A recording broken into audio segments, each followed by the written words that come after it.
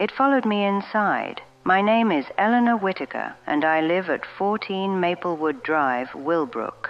The evening air carried the faint scent of freshly cut grass, damp soil, and the subtle tang of milk from the crate waiting outside. Normally, the street was alive with neighbors chatting through open windows or calling across fences, their voices soft and familiar. Tonight, the neighborhood moved like a shadow of itself, socially present but strangely muted, as if the town itself were holding its breath. I noticed him before I saw the bottle.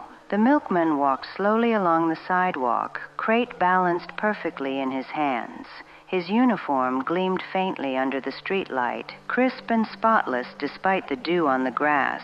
He didn't wave or nod, but his presence pressed against me with the weight of inevitability. He reached my porch and placed a single glass bottle on the doormat. The light caught it just so, scattering crescent reflections across the boards.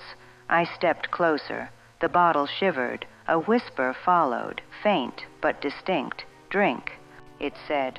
The porch was empty. Beyond the fence came a radio hum, a woman's laughter, the rhythm of ordinary life. No one else seemed to notice him. They never do in Wilbrooke, always present, always pleasant, but somehow half a second out of sync. I carried the bottle inside. The kitchen smelled of enamel, soap, and lemon oil. The cap bore faint smudges that weren't mine. I set it on the counter, and it rattled softly as if acknowledging me. "Drink," I whispered back. "No," though my voice didn't sound like my own. Still, curiosity has a way of impersonating hunger. I twisted the cap. The scent rose, sweet cream with an undercurrent of metal. Against all reason, I took a sip.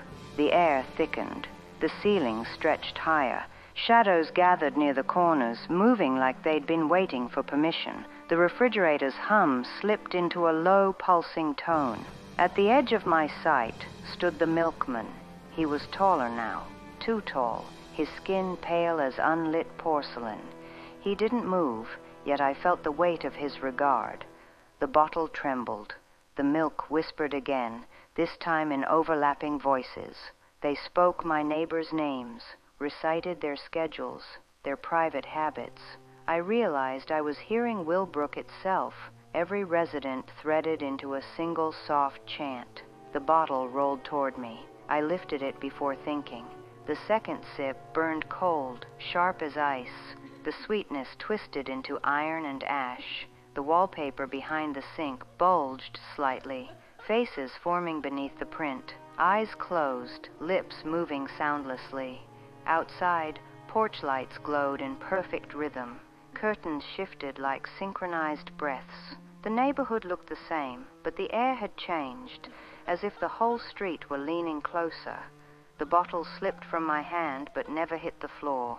It hovered upright, sliding toward the hallway. I followed. The hallway lights flickered. The whispers thickened, pressing like static against my skin. Belong, belong, belong. The milkman stood again at the far end of the corridor, half in shadow, the same neutral smile etched across his face. I understood then. He wasn't delivering milk. He was delivering the town itself. The bottle stopped. I knew what it wanted. I dropped it. The sound was delicate, a single obedient note. For a moment, everything froze.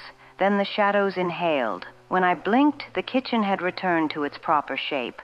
The ceiling, the wallpaper, the hum of the refrigerator, all ordinary again. The milkman was gone.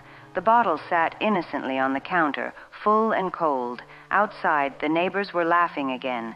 Someone's radio played a cheerful tune. Wilbrooke was alive. Well, perfectly normal. But the glass was sweating. Tiny streams of condensation ran down its side, spelling faint lines across the counter. When I leaned closer, I realized they weren't random. They formed my name. The next morning, another bottle waited on the porch, identical, precise, labeled Eleanor Whittaker, 14 Maplewood Drive. The day after that, 2. I stopped opening the door at all. Now I hear footsteps each dawn, measured and patient. Sometimes a shadow passes the window, tall, straight-backed, uniform immaculate. The town carries on, unbothered. The children laugh. The grass stays green. The milk keeps coming.